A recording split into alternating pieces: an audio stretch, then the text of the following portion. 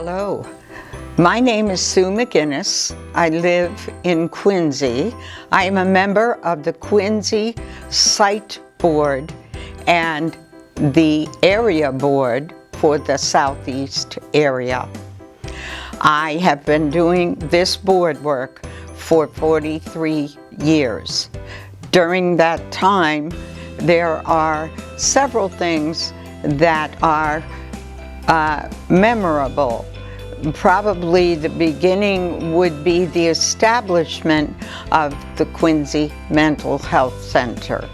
The board petitioned, called our legislators, implored governors to, and eventually through the work of some of those board members, Governor King signed off on the establishment of the Quincy Mental Health Center.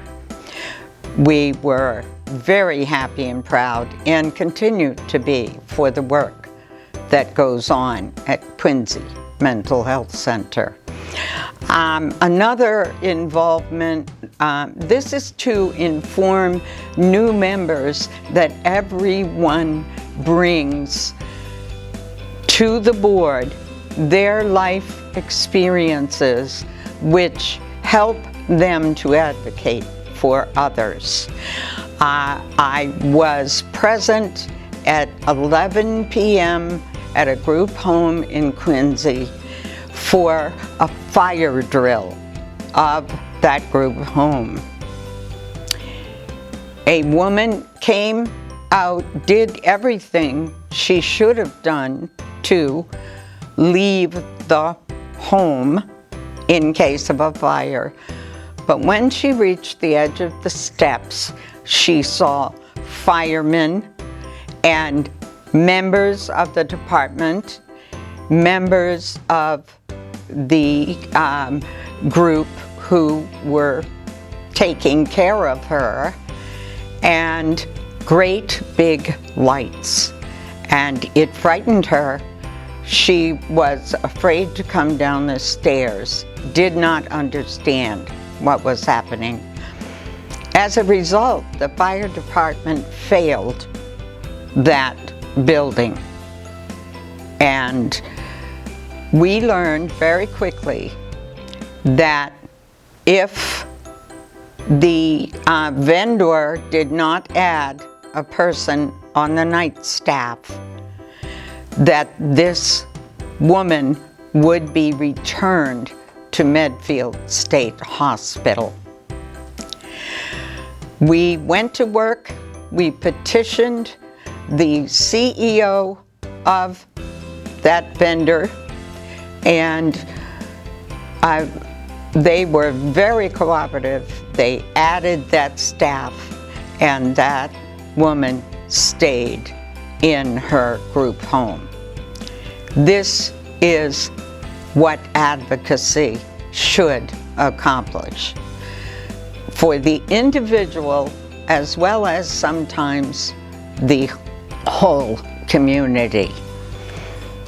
We also, as board members, we are able to be members of a team with DMH doing contract reviews. In that role, we are neither vendor nor DMH.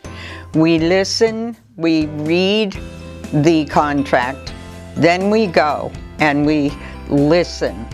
And every once in a great while, there is something which only a neutral person in the room could address. We found that in the review of one children's program.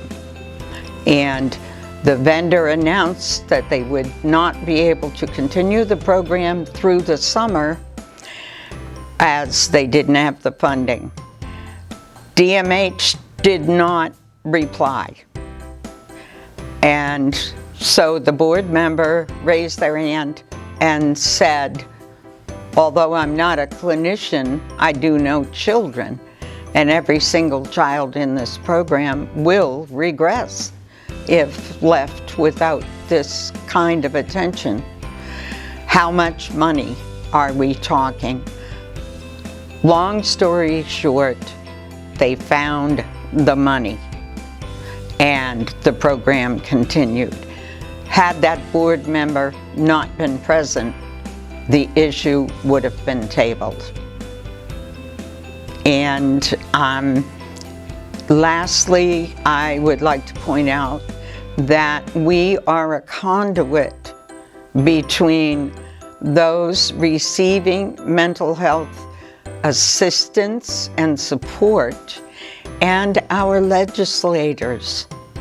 As citizen volunteers, we can keep our legislators informed and ask for their support.